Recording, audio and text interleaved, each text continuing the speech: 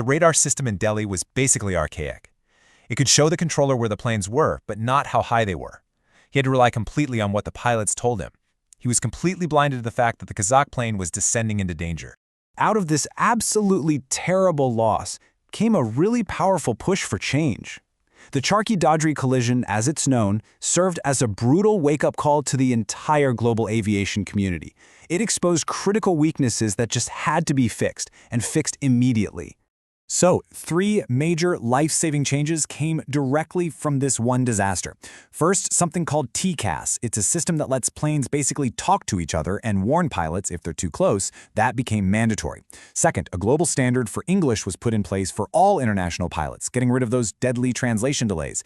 And finally, airports were required to install modern radar that actually shows controllers and aircraft's altitude in real time, removing that fatal blind spot. And so, we end right back where we started.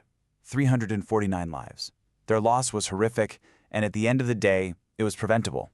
But the lessons that were learned from that dark day over India have, without a single doubt, saved thousands and thousands of lives in the decades since. The sky truly is safer because of them. I think the ultimate takeaway here is that aviation safety is this process of constant learning, and it's often written in the wake of tragedy. The sky is immeasurably safer because of the lessons from November 12, 1996. But it does leave us with a pretty sobering question.